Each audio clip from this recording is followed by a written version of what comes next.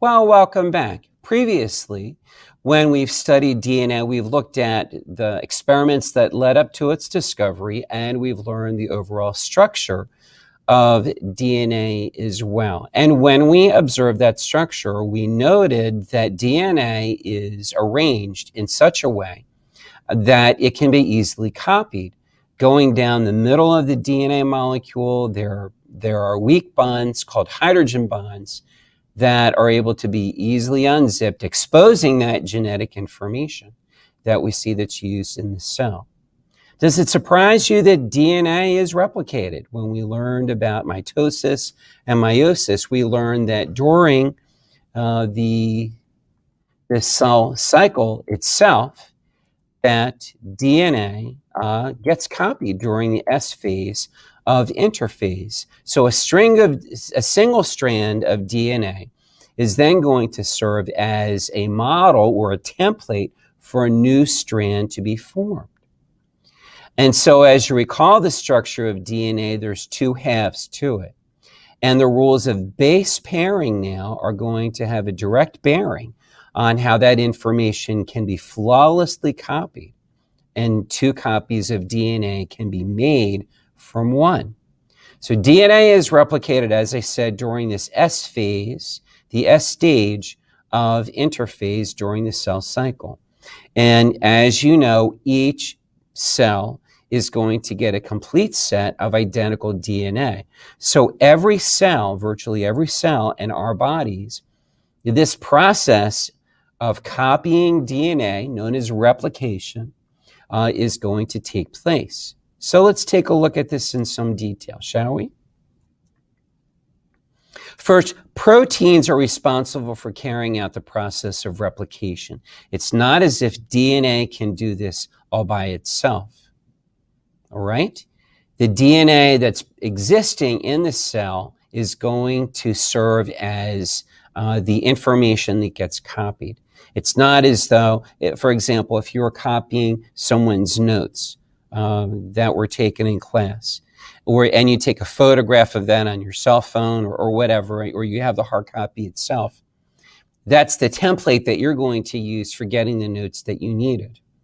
What's actually responsible for copying the DNA is an enzyme here, and you know enzymes are proteins, known as DNA polymerases.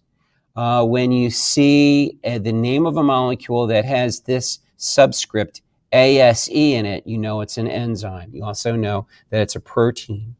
So these are responsible for the actual work of replicating DNA. And they're going to first unzip the double helix, as you see in this model here. And then free-floating nucleotides are going to attach themselves by hydrogen bonds to those exposed nucleotides which lie along the exposed part of the DNA strand.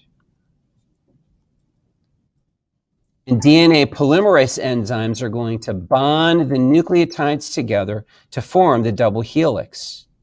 Okay, so DNA polymerase is going to come along and form the covalent bonds that you see that's responsible for making this new strand all the way along. It's going to occur along both strands of the DNA as it gets copied, one moving in one direction, and you can see this arrow below is moving in an opposite direction, producing two strands from one. And that's what the polymerase enzymes do. So they're going to assemble, look at the root word, polymerase. Poly is a prefix that means many. Mer has to do with this little molecule. So many little molecules are assembled together by this enzyme. Polymerase, polymerase. Can you say polymerase?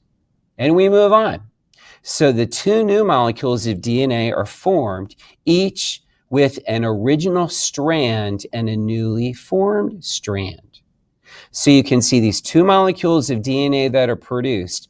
They each have part of the original molecule in place, that's in the blue, and the new strand, which is now pictured here in gold. And we refer to this process of DNA replication as semi-conservative. Well, what does conservative mean?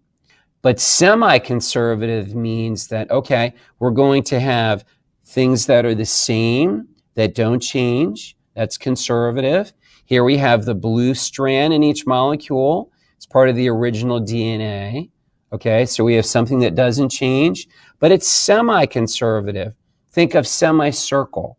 What does the prefix semi mean? It means half, doesn't it?